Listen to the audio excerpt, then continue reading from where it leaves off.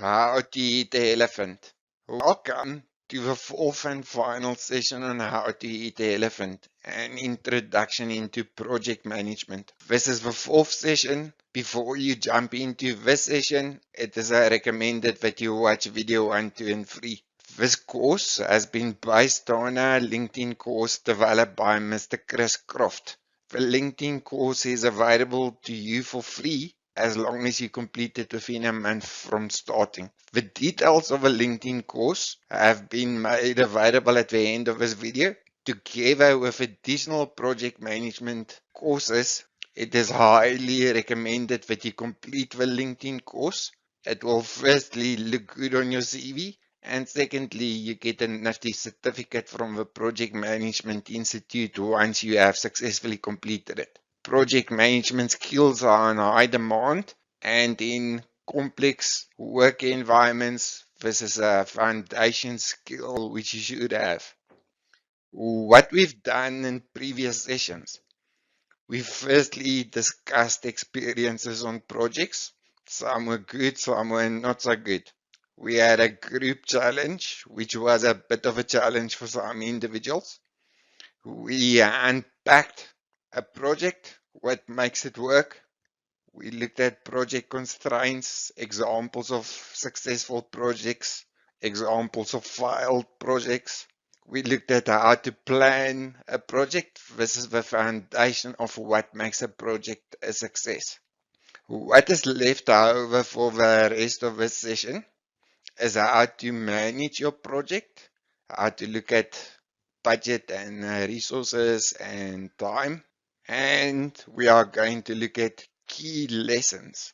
These lessons and recommendations should be useful for you when you have your own project or projects which you manage, or once you have been allocated on a project.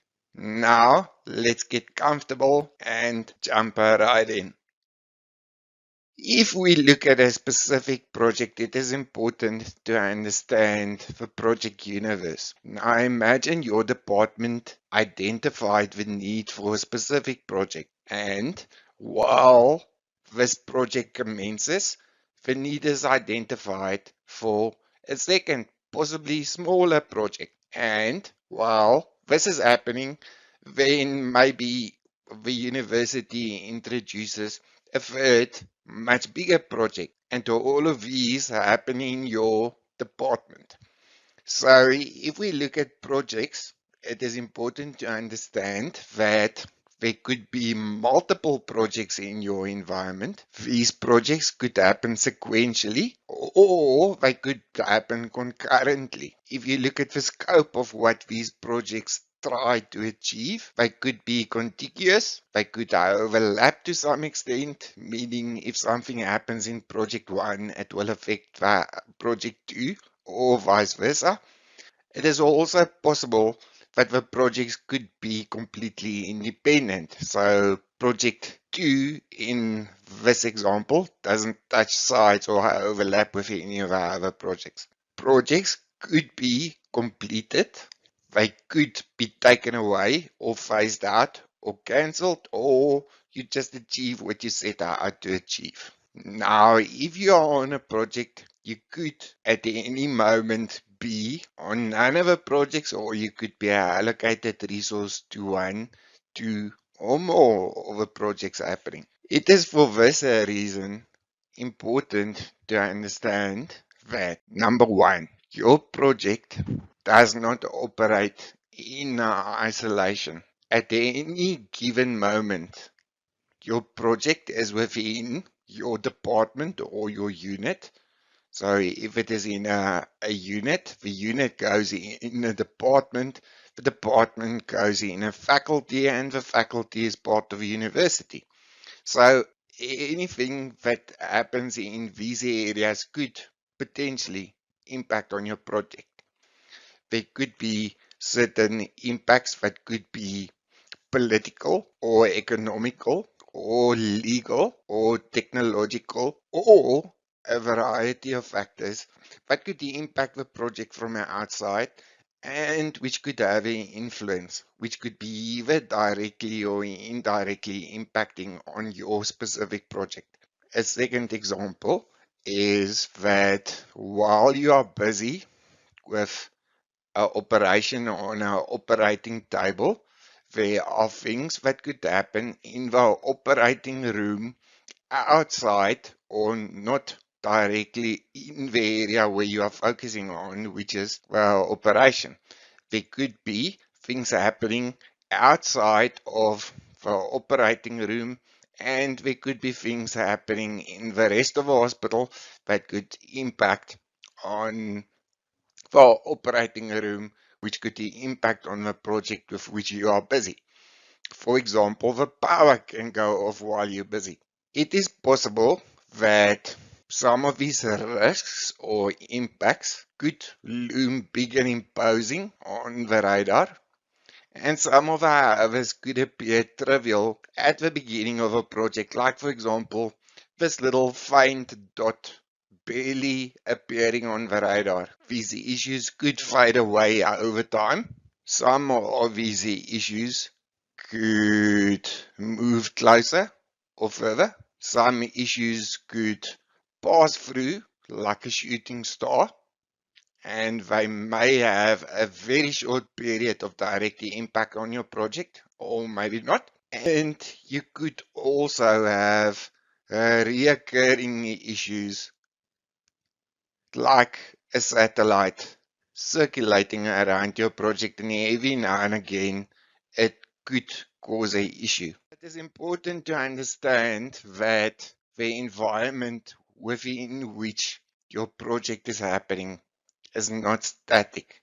Things happen and continue to happen for a whole time while you are busy. Concerns can come and go. External influences can be stronger or weaker, and for this reason, you need to be aware of what's going on in and around your project during both your planning and your managing stages of a project. If you are on the planning phases of a project, it is important to take note of things that are happening inside as well as outside the direct environment and the project team. This is not only important during the planning of a project, but once the project started and the project is actually running, it is very important to keep track of things which could happen as well as things which have happened, which may have an impact on your project from the moment that the project started until you reach the end line and your project is completed. The reason for doing this is so that you can do a risk mitigation.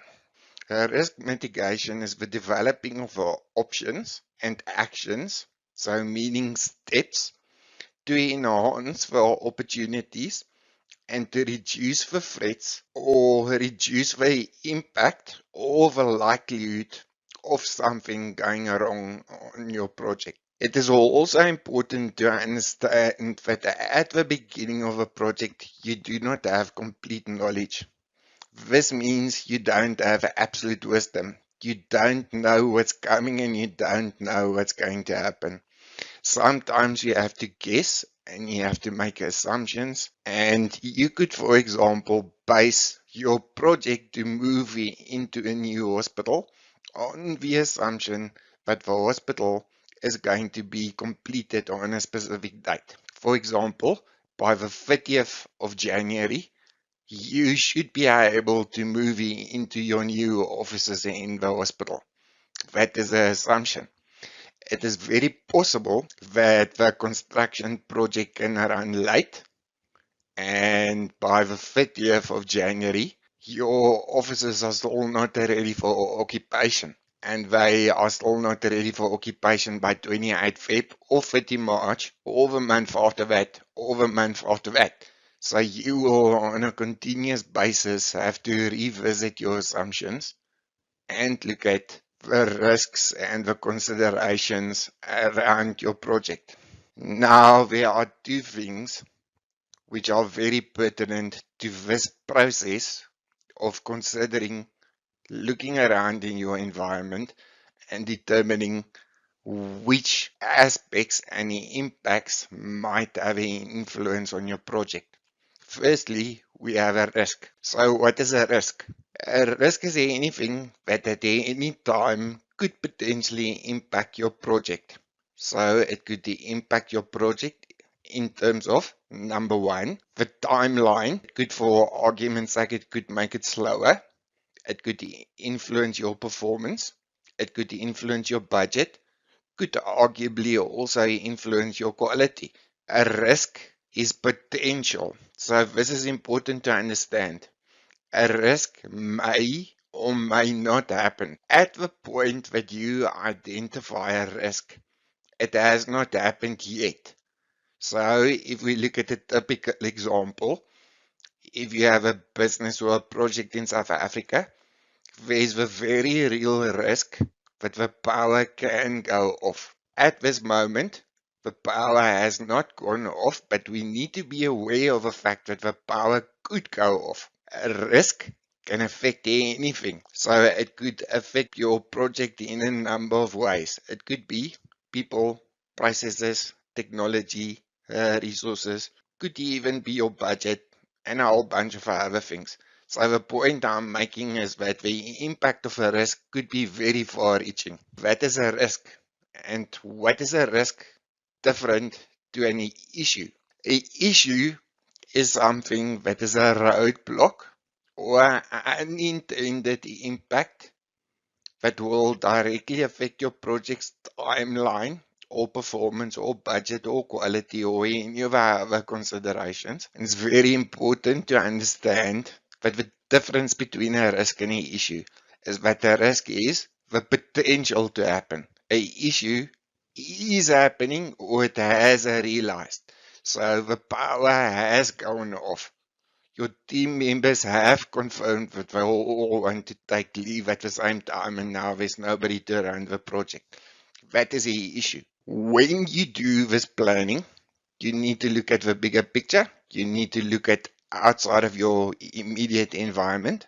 So if we go back to the concentric circles, you have to look at what could impact you within your unit, within your department, within your faculty, within the university, and outside of the university. This is a process that will take some practice. For example, there's a lot of things that do happen and could happen and are happening outside of your project. Case in point, global warming and rising sea levels. If you look at the macro picture, so the big picture, that could hypothetically be an influence on your project. However, if you are based in Johannesburg, you are based at least 1,700 meters above sea level. So the likelihood of rising sea levels is very unlikely to impact you and your project here in Johannesburg. So don't mention it as a risk or any issue. Similarly, a tsunami is also not a very likely problem that we could have in Johannesburg. However, we could have extended rains and we do get flash floods. The risk of a power failure is a very real risk. It's highly likely that it could happen, and it's a more realistic risk to consider. In terms of timing, you have to draw up a risk register, and in the next slide, I'm going to explain what's a risk register. The risk register is something that you develop during the planning phases, and once the project starts, you are also going to manage and keep on updating your risk register up to the end of a project. The reason for this is once something appeared on your radar, it is important to keep it on your radar until the project is completed. A risk is something that at any point in time or when certain events or circumstances happen could realize and it could become an issue. Similarly, you also do an issue register. Now, an issue, as we said, is something that has happened and it has very impact to influence your project. Issue registers more specifically during the project phase when the project is actually happening. A risk is a certain event that could happen at a certain point in time. So what is relevant is what specifically could happen. If we use the example of a power failure, if you, for example, were using computers or medical equipment and there's no backup power, the actual effect of that could be your equipment is unavailable and that could cause a crisis. A risk time frame is the second criteria. It is important to consider when could this happen and look at it in terms of the duration of this project. Is it happening at the beginning? Is it happening at the middle? Is it happening at the end? Is there something like a satellite only passes once? Or is it something that could hover and cause reoccurring issues as it orbits your project? The next consideration, probability. So basically this means what's the chances of it occurring? The chances of Joburg getting snow on 31 December are very, very slim. The chances of Johannesburg getting snow in the middle of winter is much bigger than in the middle of summer, but it's not a zero and it's not 100% probability that it will happen. You need to make an estimated guess of how big is the likelihood that it might happen. The next consideration, what is the impact when it happens? So you will do a rating and you can pick a scale. For example, if you use a 1 to 5 or a 1 to 10, if it has a very low impact, possibly a 1 or a 2, a medium impact would be a 5, and if it has a very severe impact, you would rate it as a 10 out of 10. You would also look at factors.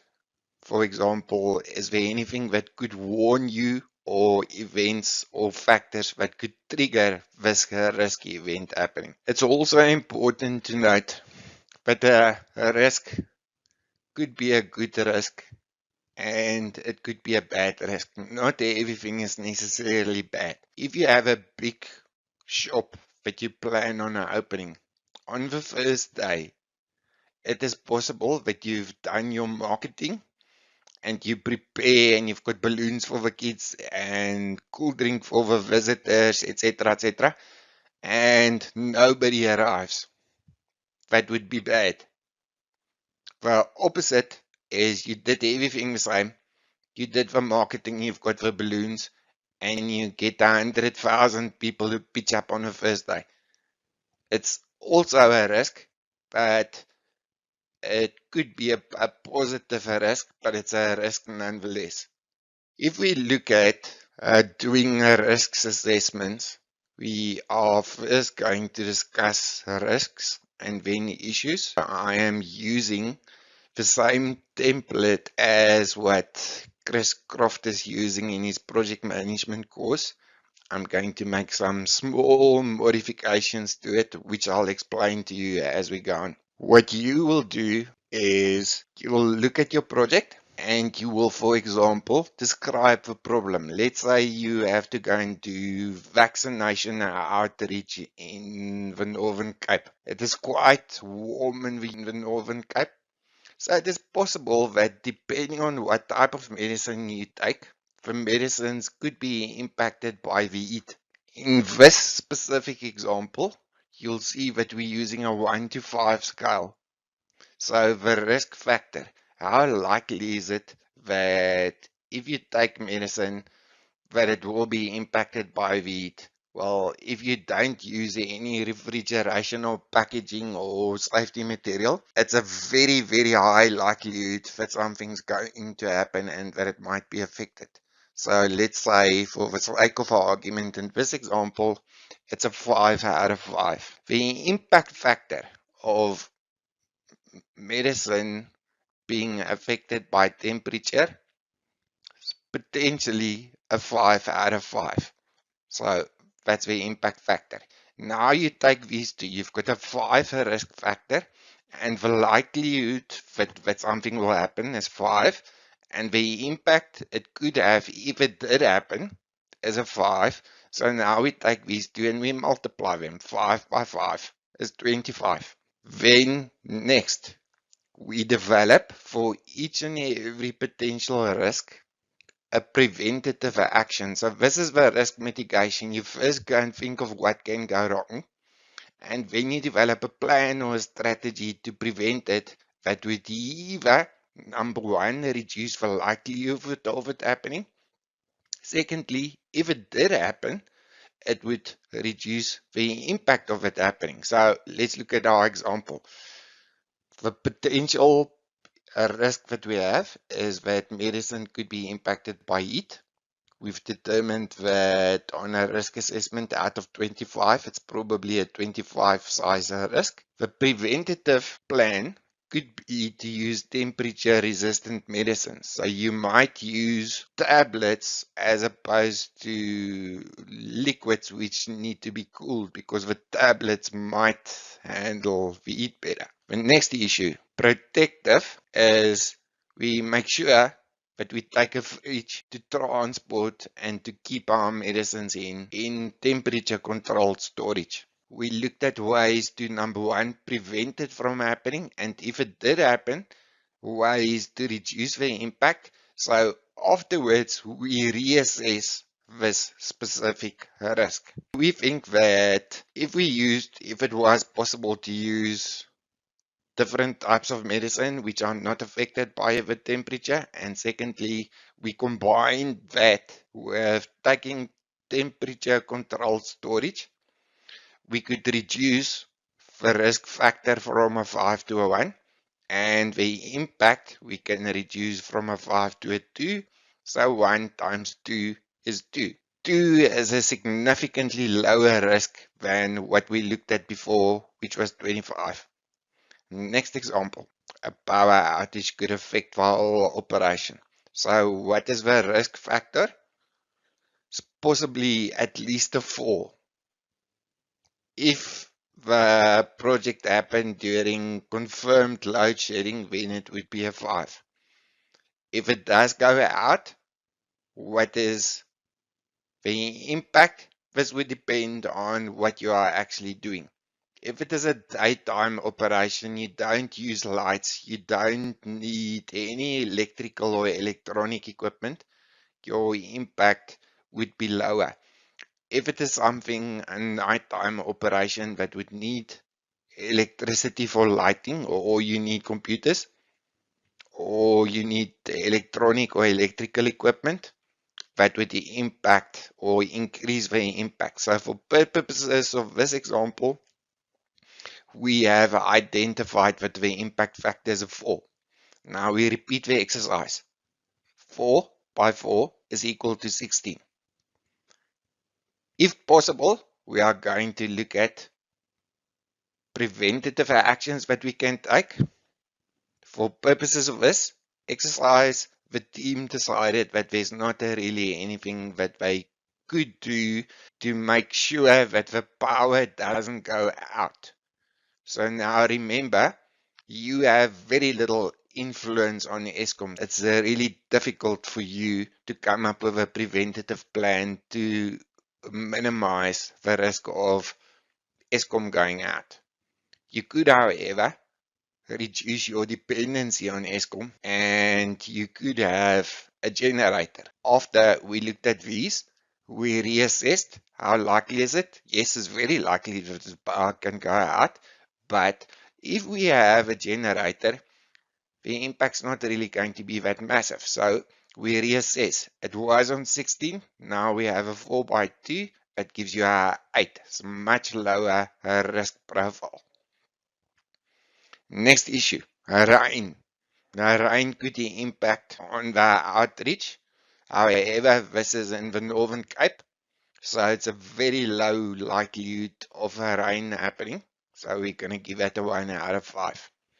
If it does happen, could be some localized flash flooding, But where we're on top of the hill, very unlikely that it's going to be a massive impact, so we give it a 2. 1 by 2 is a 2. Is there anything that we can do to prevent rain? No, not really. Is there something that we can do to prevent the impact of a rain? We could use a marquee or a tent or some temporary structure. So after we have implemented our risk mitigation, we look at the residual risk. It's still a 1, but the impact of a rain is lower. We now give it a 1. And you go through and you complete each and every potential risk that you can think of. Have an example. It's possible that you could have food poisoning. The risk is potentially a 3. The impact could be fairly serious. People would not be able to work. We give it after due consideration and debate. We give it a 3 by 4, so that's a score of 12. What can we do to reduce the likelihood of food poisoning? We get a certified caterer. That's number 1. And secondly, we can have paramedics on standby. So that should hopefully prevent anybody from getting tremendously ill from the food poisoning. If we do a reassessment, initially we were on a 3 by 4. We think that we can reduce the impact and we can reduce the likelihood down to 2 by 3. That's 6. So now we are sitting on a 6 as opposed to a 12. So why do you do a risk log? This is to identify risks. It is to make plans to minimize. So that is the risk mitigation process. It is to keep track of things, because if you have a big project happening, there's quite a lot to keep in your mind. And if you don't think of something or it's not in your immediate area, then it's very possible that it can slip off the radar and you forget about it. It's also used to communicate to stakeholders.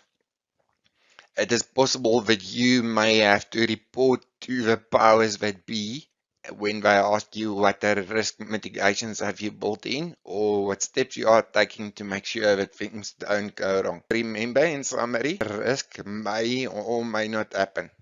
There's no guarantee that it will happen, and there's no guarantee that it will not happen. You plan for it if it is very likely, and if it can have a significant impact, so that you are ready and prepared for it if it does happen. Now, it's important to note, as I said, that you don't simply once off allocate the risk, go and put it on a piece of paper, and then forget about it. Each risk is allocated to a risk owner. There must be a specific person who takes a responsibility.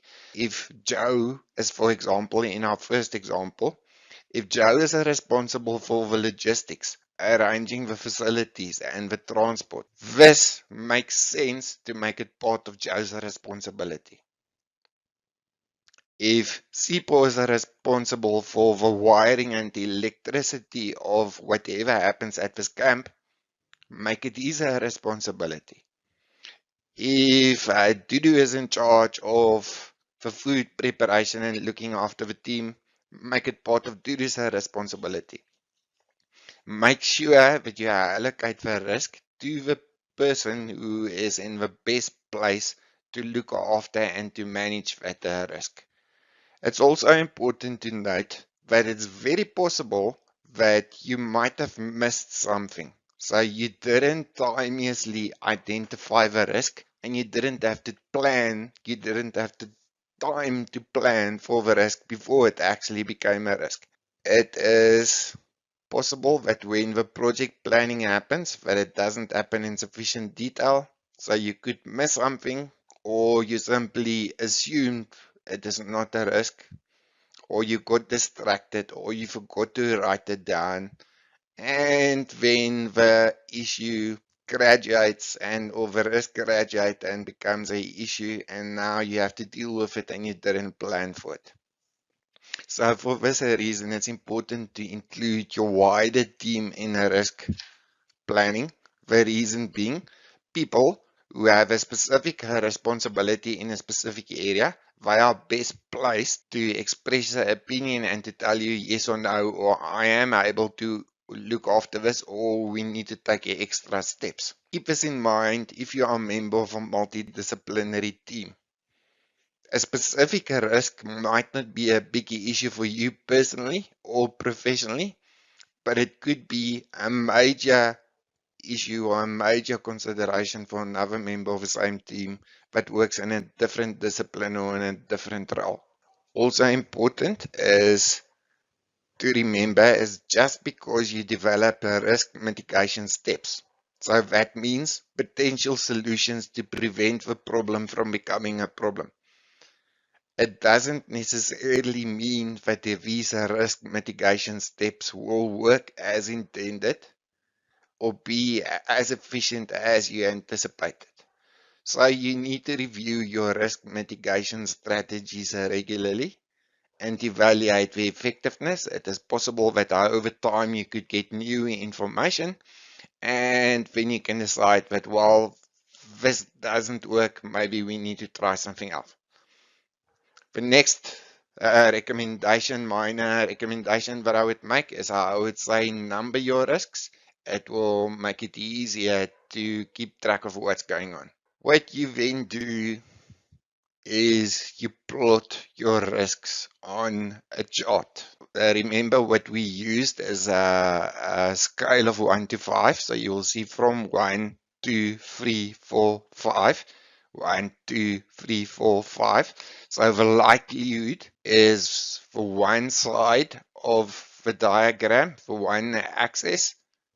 The other axis is the extent of damage that could occur if this happens. So in terms of likelihood, it's very low likelihood or impossible, unlikely, possible, likely, highly likely versus very low damage, low, medium, high, very high. If you take each individual risk and you plot it on a little graph like that, this is very useful again to keep track, to communicate, and for people to visualize what the potential impact could be. A lot of people are visual thinkers, and this will help them understand and distinguish between the risks and plan and manage better.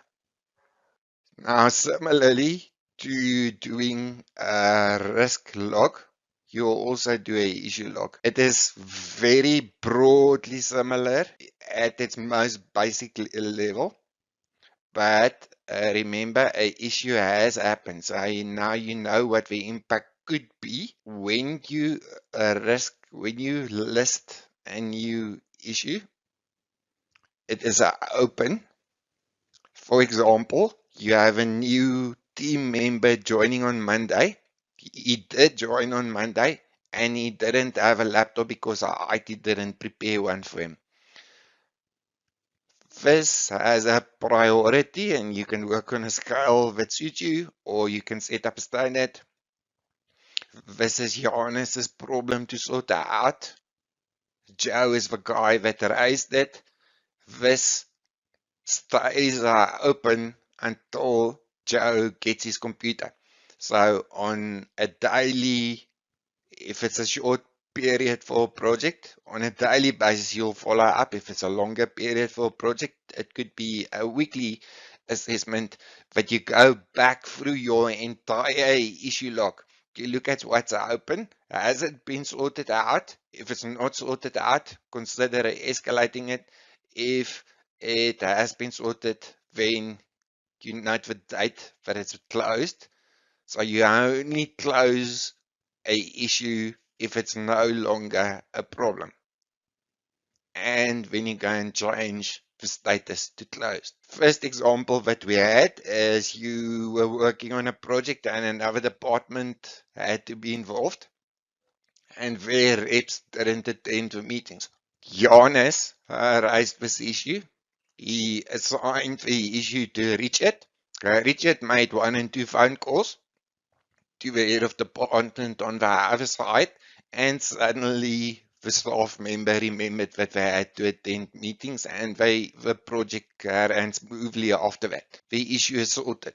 Getting back to the risks and the issues and how the risks graduate to become issues. There's no guarantee that every risk that you planned for will actually realize and or occur. It's very possible that you thought of things that could be an issue and they run absolutely very smoothly. It's equally possible that if you didn't do a comprehensive risk study, but you didn't properly look into everything, in that case, things can happen out of the blue. Something could happen that was outside the initial range of permutations and possibilities that you considered. It could have a worse impact to what you imagined it could be, or a risk became an issue because of a range of other events that happened.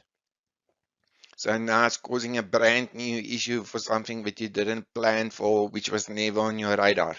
So it is important to understand if you're working on a project, your project doesn't happen in isolation. It is happening in a dynamic environment where things change from day to day. And if it's a fast moving environment, it could change from minute to minute.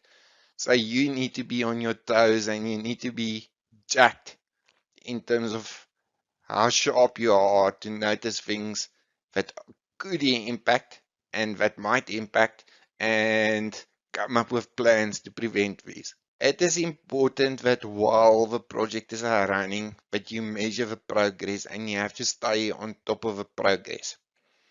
Now, typically, projects are measured in terms of the quality. So, is it on standard? They are measured in time. If you said you're going to be finished by Friday, you have to be finished by Friday.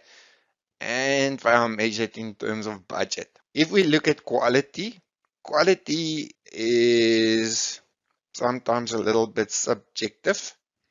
It helps if you set standards and when you can compare to see if something is at a specific standard. If it is in terms of time and budget, that is much more easy to track. There are a variety of activities that you can use to track, specifically time. We're first going to discuss time and then we're going to look at budget. You could have a daily stand-up meeting.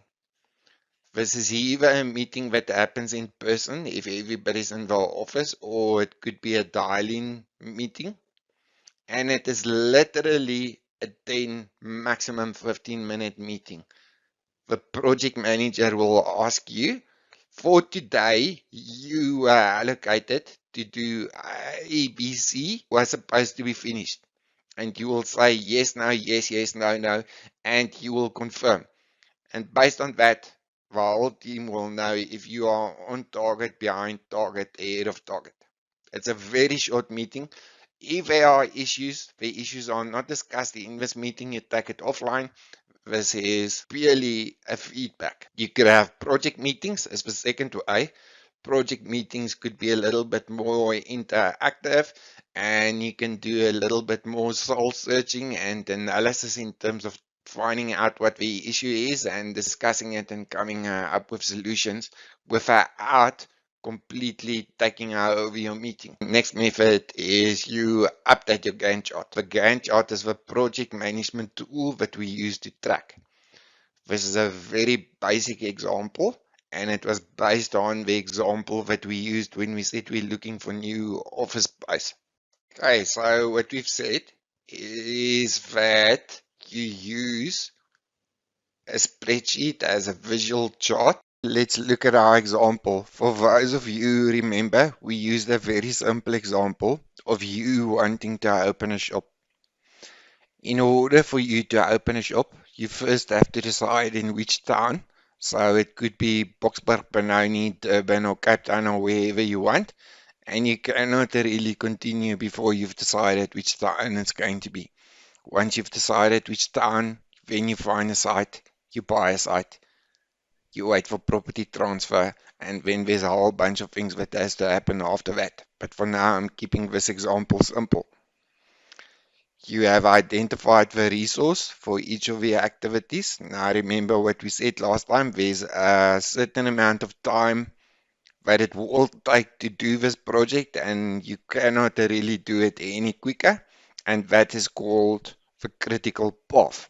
For each of the work streams of the key activities, we've got a line. I have identified a resource that will work on each of these. You could have a number of resources. And when we did the planning in terms of time, so what we said is there's a realistic amount of time that you can work on. It's possible that it will take longer than the average amount of time. It is possible you could use a worst case example. So what that means is, let's say it's likely to take 10 days. You could work on a worst case scenario of 20 days. However, that could be a little bit unrealistic. So what we take is a point halfway in between, and we peg it on 15 if those were the variables that we had to work with. Working on 15 will give you a 90% probability of completing your project on time. Now getting back to selecting the time, we have the resource, we have allocated time for this person.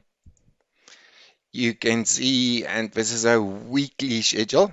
You could do it by day, by month. But let's look at by site. This person is allocated for this entire period of time, or this activities are allocated. However, you only have a resource allocated for 40 hours over 8 weeks. The reason being is it's not going to take him personally more than 40 hours anticipated over this period of time, because you give this part of a project to transfer attorneys and you have to wait.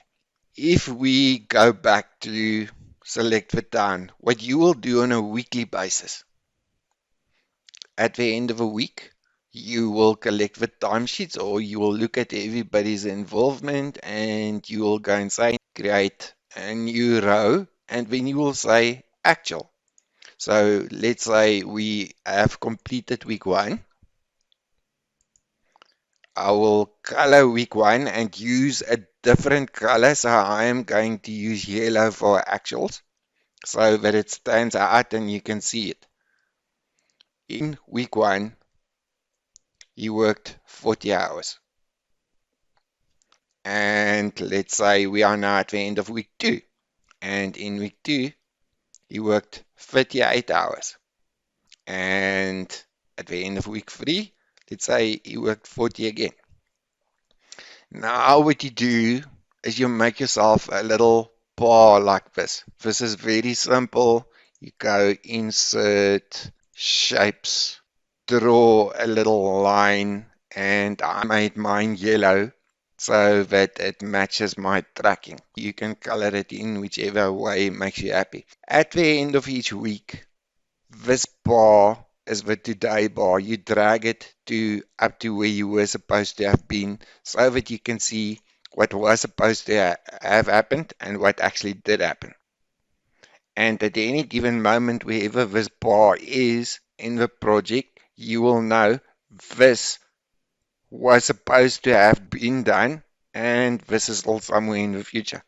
Day to day, week to week, you keep on dragging this forward. This reconciliation is quite handy. You can use it for time and for money. So what I've done here, my resource was allocated for 120 hours in the first 3 weeks. My resource did not work 120 hours, I worked 112 hours. So if I do a little recon here at the bottom, you can see cumulatively I scored 8 hours. That will help you keep track of if something takes longer, then you know that you've got a little bit of time in your kitty to run with. This makes your life much simpler if you have a simple visual handy chart to show you what you were supposed to have done, to show you what you actually did. You can use this as a visual tool, as a planning tool, and to communicate with stakeholders. Now, the same scenario is possible that you allocated 40, 40, 40. So he was supposed to have worked 120 hours in 3 weeks, your resource. But in actual fact, your resource took much more time. And similarly, you do your reconciliation so that at any given point in time, you can see if you are on schedule, behind schedule, ahead of schedule, and on budget, behind budget, ahead of budget. It's very simple. Color it in compared to where you would have been. Now we are going to look at a broadly similar way of seeing with one single glance where you are with your project. For this, we are going to use the examples provided in the actual LinkedIn training course by Mr. Chris Croft. As explained, we've got our today line, and you go and put this line on where you were supposed to have been by now. So there's two metrics in this. It is a progress in terms of amount of work that you've done. That's number one. And secondly, a metric in terms of time. There could be a third metric in terms of budget. What they've done here is they've actually combined it in a very clever way. To keep it simple, let's assume that each unit of time is 1 unit of money. You planned on using 500 units of time and of money. As at today, you have used 720. So you have used more budget and more time than you anticipated. However, at this point in time, if you look at the list of deliverables and all of the work that was supposed to have been done up to now, as at today, you are only supposed to be here. However, your project team completed all of the work up to there, which is ahead of the today line, which means your progress is green. You have made more progress than what you were supposed to, but up to now, you used up more budget than you were supposed to. The verdict is yes, you are over budget, but it's actually not as bad as it looks because you are ahead of schedule. If it is a colored in block, it is completed. All of the work that is in purple has already been completed and there's only this much work left to be done. This is the today line. I didn't put in my yellow line here. This is the today line. In terms of plan, we planned 500 units of time and units of money. In terms of our actual, we have used 650. Is 650 minus 500 is 150 in the red that he exceeded the budget with by 150. If you look at the progress made, he's made an enormous amount of progress. This project is today only supposed to have been here. He's practically 90% completed already. So if you find a scenario like this, it's very likely that there's something is wrong somewhere because this is too good to be true. Your calculations were wrong, your planning was wrong, the work is not correct or complete or up to standard. Go back and check. It's too good to be true. Check the quality. There could hypothetically be an underspend, but also go and determine it's possible that this last task that remains could be very expensive. Next, again, my today line, I didn't make it yellow. If it is in purple, it's completed. If it's not colored in, it remains to be done. So as at today, we are behind schedule. However, we planned 500 units of time and money. we used up 550.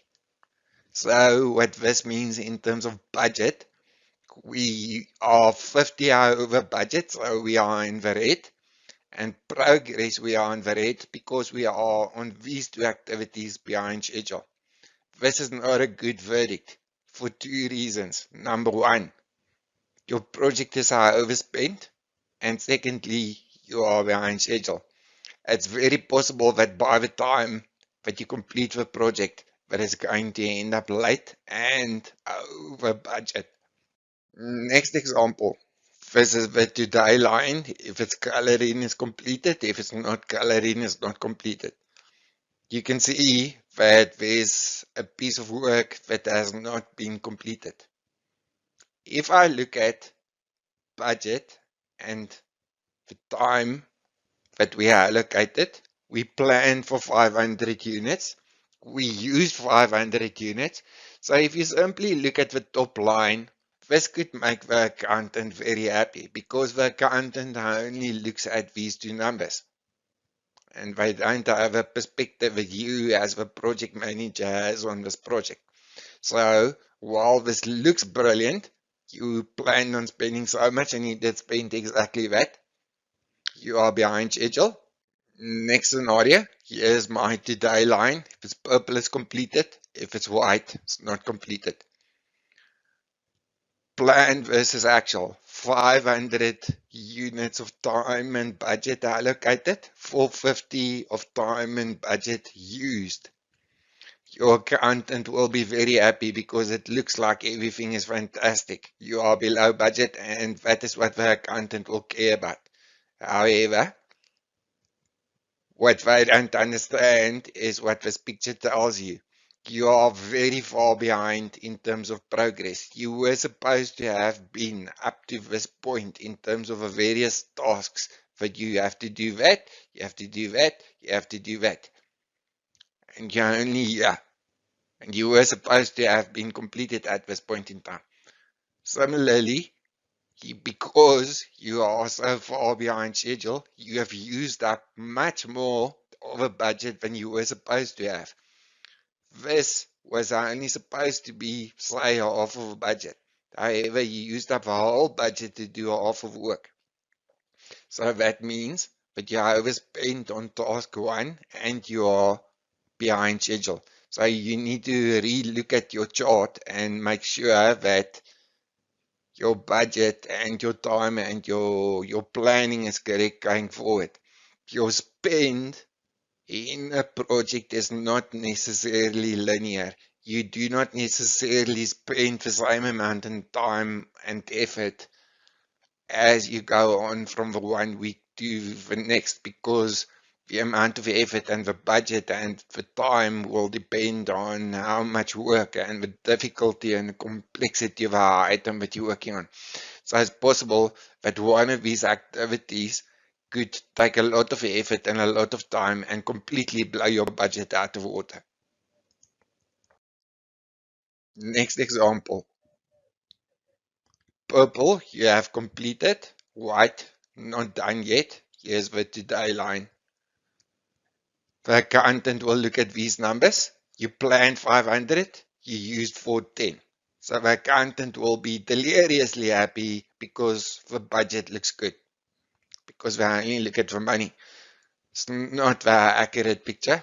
Yes, your budget is healthy. However, you are behind schedule. You didn't do this, you didn't do this. This specific example, it's not all a complete crisis. Yes, you are below or you are behind schedule. However, you did not use up your entire budget.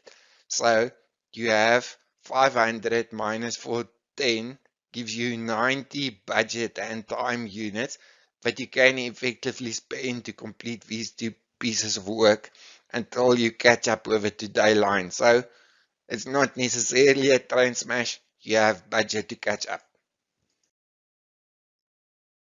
Now, it's very important when you do your project that from time to time you have to revisit the actuals and compare to the plan and see where you are today how much work remains to be done, and how much budget you have used up versus how much budget you have left going forward. It is very important for you as a project administrator or as a project manager not to wait until the last minute to go to your superiors or the dean or your client and say, listen, I know the project is today, Friday. I know you expected the project to be ready on your desk by Monday, but we're having a problem and it's only going to be ready in 4 weeks. At that point in time, if you do that, don't be surprised if you get your head bitten off and people call you names that you don't enjoy. As a project manager, it is your responsibility to keep the team as well as the clients or management for who you work informed and appraised of a situation. If it looks like you do not have enough resources, if it looks like you do not have money or budget sufficient, or if you have specific needs, don't stay quiet, don't keep it hidden, don't wait until the last minute to tell somebody there's a problem. If you report and if you look at the entire process in terms of time, if you have 9 months to get something done, by month 3, you should have a fairly good ability to predict and project and to estimate whether or not you will be completed in time. If you think you need more time and money or resources, it would be a good point in time, month 3, possibly month 4, on a 9-month project. The key is to communicate, to anticipate, to communicate early, and if you need time and budget or if there's a problem, don't wait. So in the early days of your project, it's good to catch up because you can ask for more resources, more budget. You can maybe refine your planning. You could possibly reduce the scope of a project or reduce the quality of a project. You could overlap tasks. And if something's not a key driver, you could let it slip if it really has to happen. And if it's a complete crisis, management would prefer that the project is cancelled in the early days. Don't wait up to the end when they were anticipating a completed project and now you come and tell them, listen, it's a complete crisis. We've actually done nothing. Jumping into the post-mortem. It is possible if things went wrong, there's a lot of excuses. It is possible that people are trying to cover their own you-know-what because they're worried that they might get into trouble. There could be a lot of finger pointing. There could be some name calling. That's if things went wrong. If a project happened like it was supposed to happen and the way you planned, this will be a fairly smooth meeting. Keep your meeting informal. So the objective of a meeting is to record for future what was good, what worked, what lessons did you learn, so that if somebody has to do a similar project next time, they can look in the file and all of the lessons learned are there. And you can say what was bad, what mistakes you made, and what can we do better next time.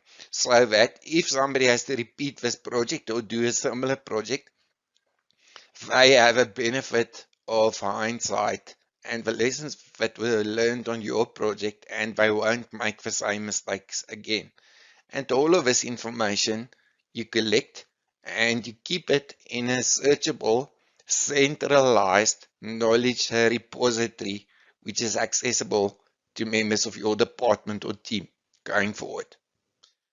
Okay, so key lessons. I hope during this course you learned something. What I'm going to show you now is a summary of key lessons learned and things that you should keep in mind. Remember that there is much more to a project than budget and timelines and a project plan.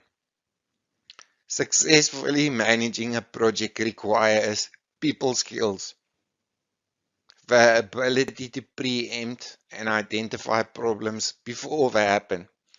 You need to develop problem-solving skills and the ability to think on your feet. You need determination and focus. You need leadership ability and maturity. You must have patience. You somehow need to develop wisdom. You frequently need to be pragmatic because you have to make choices. You have to have a healthy sense of humor, and occasionally you have to have the ability to pull a rabbit out of a hat. So when does a project kick off? I remember what we said. People frequently only have one meeting and they expect that everything will happen perfectly. When you call all of your team members together for the first time that they find out about it, when you send them off and tell them to go get it done, they are not on the same page. Few people have an idea what's going on. So don't bargain on a kickoff meeting working out the way that you anticipated. Consider having two meetings. The first meeting we inform people, when they go away, they actually do planning, come back, and then you do a project planning. It's very important to make sure that everybody's on the same page. You would be surprised to find out how often you are a couple of days, weeks, or months even into a project, and some of your project members are not on the same page as you are. I have to emphasize it is important to get people on the same page. If you have a meeting, it's very easy to pick up who in the meeting is on the same page from the onset. Set up proper standards and ensure that your standards are communicated and complied with. If you expect your documents to have a specific look and feel, if you expect your presentations to have specific contents and a specific look and feel, set up the rules and regulations beforehand. If you want your team to communicate in a specific way, devise the protocol and communicate. If you do not set up your protocols and your standards, things will go wrong, you will get angry, there will be confusion and mistrust and lots of grievances on the project, and it can all be prevented by proper planning and communication.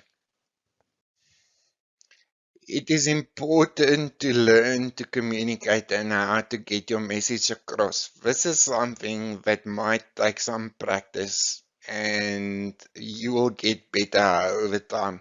The example I want to show you is that Metro Trains, which is the organization in Australia in Melbourne, that is responsible for the running of a train system in the city. They had no public safety program in place, and they had quite a bit of an issue with people getting hurt and dying as a result. They decided that they are going to put in place a public service communication, and this is what they did.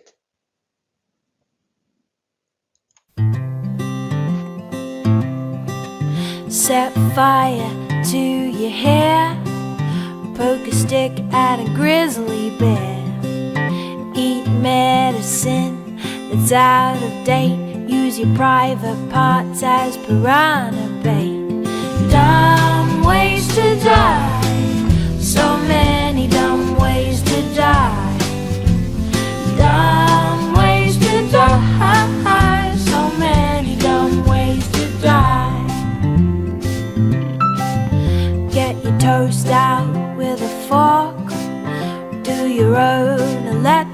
up. Teach yourself how to fly. Eat a 2-week-old unrefrigerated pie. Dumb ways to die. So many dumb ways to die. Dumb ways to die. So many dumb ways to die. Invite a psycho killer inside. Scratch a drug dealer's brand new ride. Take your helmet off in outer space. Use a clothes dryer as a hiding place. Dumb ways to die. So many dumb ways to die. Dumb ways to die. So many dumb ways to die. Keep a rattlesnake as a pet. Sell both your kidneys on the internet. Eat a tube of super glue. I wonder, what's this red button do? Dumb ways to die. So many dumb ways to die. Dumb ways to die. So many dumb ways to die. Dress up like a moose during hunting season. Disturb a nest of wasps for no good reason. Stand on the edge of a train station platform. Drive around the boom gates at a level crossing. Run across the tracks between the platforms. They may not rhyme, but they're quite possibly the dumbest ways to die. The dumbest ways to die. The dumbest ways to die.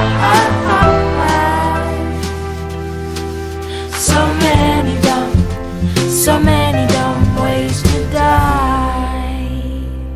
Be safe around trains. A message from Metro. I came up with the idea of doing this video, which turned out to be one of the most successful public service announcement programs in the world. And this video has been viewed hundreds of millions of times on YouTube. So I'm not saying that you have to do a cartoon, but think about how to get your message across. Next, consider the fact that if there's a plan and a schedule, you need to stick to the plan. You cannot just simply change here, change there, and not communicate it, because other people have to do their planning based on what you communicated. There's also a lot of expectations based on the information which you shared. So think of it as a building map or a building plan for building. You can't just deviate and do what you want when you want. It is important that you understand the difference between the risks and the issues. Take a responsibility and teach your team to take responsibility. This is a little story about everybody, somebody, anybody, and nobody. You can stop the video to read and then continue. Make sure that you solve the problem or the objective of the project in the most appropriate and most effective way. It is very possible that when the project kicks off, everybody has dreams and hopes, and they've got a certain vision for the project, and as things go on, it turns out that they settle for much less. If you had to go back to the client, which could be your department head or a user or a patient, they actually wanted something much simple, but you didn't completely understand the exercise to start with. Going back to make sure everybody's on the same page. There are, specifically if it's a multidisciplinary project, and there are people from different departments and different faculties working on it.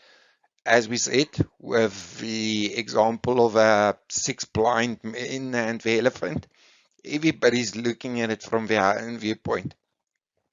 So if you do not have a common vision and a common understanding, you are never going to get to what you wanted to deliver.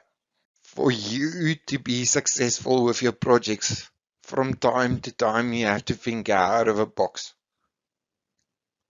But it's important that you don't get stuck on looking at the problem and not looking beyond the problems that you experience. Make sure that everybody in your team 100% understands exactly what is expected of them. If you want your deliverables in a specific way, you have to stipulate it, because otherwise you're not going to get it. You have to learn to manage client expectations up front. So whether it is a project manager that you're working for, or a department head, or a faculty head, be clear and upfront about what is possible to do within the scope, the time, the budget, and the type of quality that you have versus what they imagine they are going to get, so that you don't have a mismatch between what you deliver and what they expected. If anybody gives you instruction to do something and they tell you not to worry about the budget or not to worry about the quality, do not fall for this. It's a trap. You have to be able to identify and manage scope challenges. If you work on a project, it gets easier and you can see it coming down the road. A change in scope can completely derail your project, your budget, and the expectations.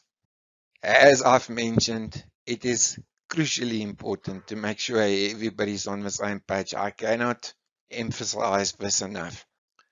It is important on an ongoing basis to check your assumptions. If you have ever been to Cape Town, you would have seen this uncompleted highway. The long and the short of this story is the following. The roads department wanted to build a new highway directly into Cape Town city centre to improve the traffic flow. They planned their route. They identified the private properties which would have to be crossed, and they started negotiating with private landowners to buy the land. Directly in the path of the highway, there was a little cafe. The owner of this cafe refused to sell. They made the assumption that eventually this property owner would change his mind and he would be willing to sell. Based on this assumption, they started with the construction. During the construction, at a number of points in time, they approached the property owner to ask him if he changed his mind. He refused to sell. Eventually, the bridge construction came right up next to the cafe, and the owner still refused to sell. They had no alternative but to cancel the construction, as they didn't have the right to build the bridge over the cafe. Today, this bridge remains as a monument to checking your project assumptions. From time to time, you will come across a project that is so big or so difficult or so complex that one guy with a laptop, or two guys with a wheelbarrow, or two guys with a bulldozer for that matter, are not sufficient to sort the problem out. For this reason, it is important to match the resources with the size of a problem. Get your head wrapped around the problem, understand what it will take to solve or to achieve the objectives of a project, and do your planning accordingly. If you have independent teams working, the work of a one team might influence the work of another team. If they are working remotely, you have to pay special attention and provide extra oversight to make sure that the work of a one team does not negatively influence the work of another team. It is very important to do ongoing quality control, regardless if your team is distributed or remote, or if everybody's working in the same building. Especially and specifically when you finish your project ahead of time, budget, and if you are 100% certain is at the expected level of quality.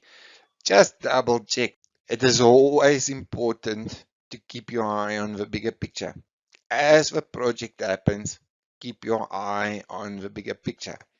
This is a little example. I think it was in Manchester, but it was in the UK, where the team parked the combi on the pavement, and it was their job to install bollards.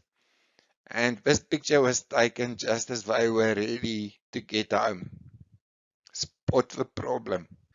It is not only good enough to look at the big picture. There are sometimes minor details that get missed. People make assumptions, they take stuff for granted. The reality is that it affects your project significantly and it will not result in the required outcome. So sometimes you need to go down to the nuts and bolts level and look at the details. What frequently happens in committees and projects is that you can get groupthink and design by committee, where everybody simply agrees and nobody thinks out of a box. And if everybody agrees, it could mean that nobody's actually thinking. And then you get something like this. Make sure that you understand the quality and budget trade-off. There's always going to be somebody who say they can do something quicker or they can do it cheaper. It's not necessarily the quality that you thought you wanted, or what you're going to get is not what you wanted. I understand what a post-mortem is for. It's not there to call names and to bash a dead horse.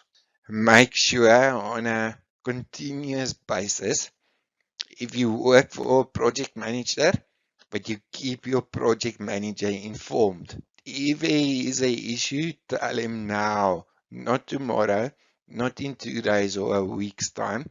If you are a project manager, keep your seniors and whoever you're reporting to, keep them appraised on an ongoing basis. Do not wait until the last minute to tell them that there's a problem. It is important for team members to understand that whatever you do, your output impacts on others. It is very possible that you can do exactly the right thing in exactly the wrong way. If you find a mistake, fix it. A mistake is easier to fix if you fix it at the point where it's discovered. Don't wait up to the end and don't try to plaster over it. Make sure that you deliver on time, on budget, and on quality, and manage expectations. If you promise to deliver a specific quality or at a specific date, at a specific price, make sure that's what you give them and not this. And lastly, spare a thought for your project manager. They've got a tough life. And as a closing thought that I want to leave you with, a project manager is a person that thinks that 9 ladies can give birth to a baby in 1 month. So here's an example of Lego that had an idea and they wanted to see whether or not it would be possible to build a sports car with Lego blocks. It's a short little video. You can see for yourself what they achieved. In the Lego Technic team, we came up with a really crazy idea. Could we build a full-scale Bugatti Chiron out of Lego Technic elements and actually make it drive? This is the story of how we did it.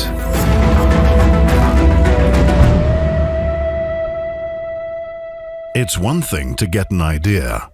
It's something else to actually make it happen.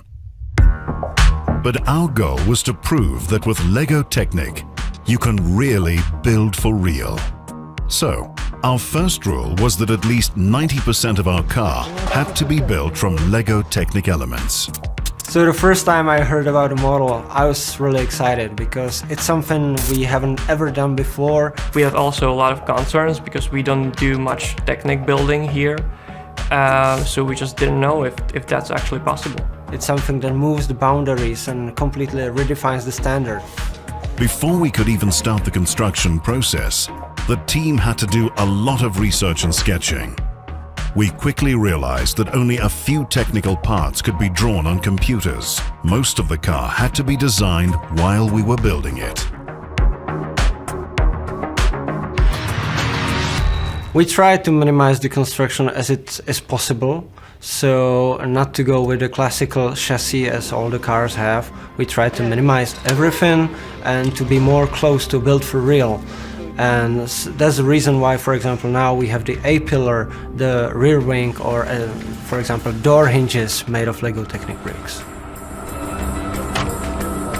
And it was a huge task for the team to build almost everything out of Technic elements. The real Chiron has very sculptural aesthetics with a lot of curved surfaces. Basically, there is no straight line on the car. So we had to come up with a way how to replicate the surface of the car with Lego Technic. And for that we came up with this so-called skin. Basically the idea is we divide the surface of the car into very small triangles and then connect them with flexible elements. So we can actually have this impression of curved surface. We not only had to build the car, but a special tool for adjusting the outer skin as well. One of the key design elements of the original Bugatti Chiron is the unique light system. The iconic wide rear light bar is an integral part of the Chiron's DNA. So it was very important for us to reproduce the entire light system in the Lego Technic version and make it work just like the original car. Well, as I heard for the first time, the model is about to be movable. It was like, well, we can do that. And they told me then with this. So I was like, okay, we gotta work on it and come up with something. So we started testing. And it's a matrix of 7x7 motors in 2 layers and multiply it by 24. So you have 2,304 power function motors in the vehicle. The small Lego Technic gear wheels were a major concern. They had to move a car with a weight of 1.5 tons. We started by testing other materials like metal, Kevlar and carbon fiber. Well, it was kind of interesting for me that the Lego Technic gears were better than the Kevlar ones or the carbon fiber 3D printed gears. A major technical challenge on this Lego Technic version of the Bugatti Chiron was the large rear wing, especially when we decided to make it fully functional and powered by Lego Technic power function and pneumatic systems. This was a true build-for-real project, and all details had to be perfect. Altogether, the team spent more than 13,000 man-hours constructing the car and used more than 1 million Lego Technic elements. Every single element was assembled by hand, completely without glue. The final construction had to be both stable and flexible, so the car could drive without breaking apart. And the result was astonishing.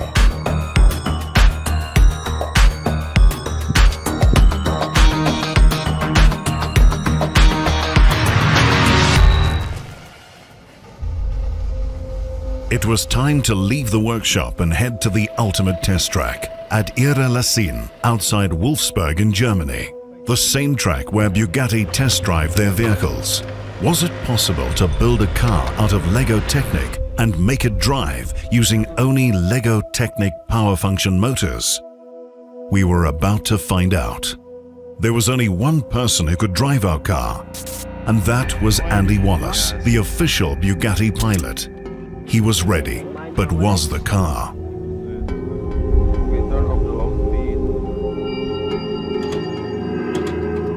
It could drive, but only a few meters. something was wrong. Was this going to be a major failure instead of the success we dreamed of? The team had to quickly identify the problem and fix it. We disassembled the hood to gain access to the motor unit. The problem lay with a heavy metal chain in the center of the engine block, not with any Lego Technic elements or motors. The update is that we have opened the car and saw the engine, and we adjusted the chain, and we made some adjustments also regarding the position of the shafts. So right now it's kind of more flexed, so it should work. Everyone was ready, and so was the car.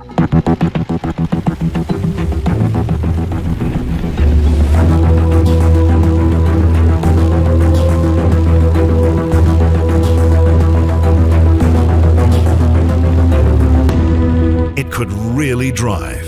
It was an incredible moment. The car drove faster and faster and continued down the track.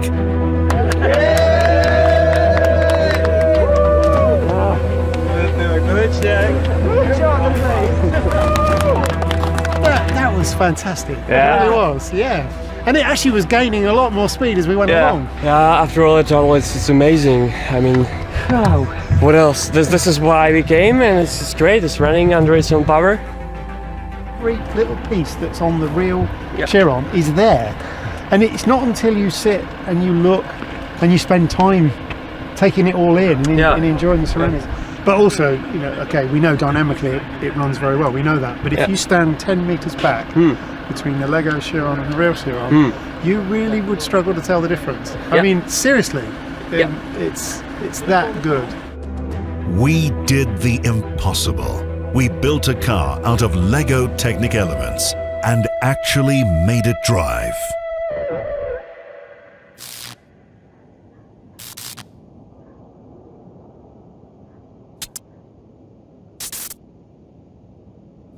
To summarize, when you are faced with a big challenge or a project, think, break it down into smaller chunks, plan, monitor, evaluate what's actually happening, and if what is happening is in line with what you thought would happen, make adjustments if you need to, and deliver.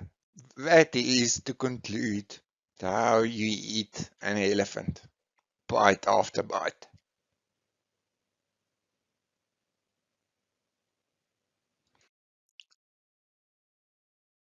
With details of a LinkedIn course. If you go on LinkedIn, I'll ask a course admin for this course to share the information with you. This is the course on LinkedIn. It is approximately 1 hour and 45 minutes. It's very easy, and you get a nifty certificate on completion. Below, I've provided more examples of courses if you want to get a little bit more advanced and go into more details. A number of these courses are all for free, or alternatively, they are available for a low cost.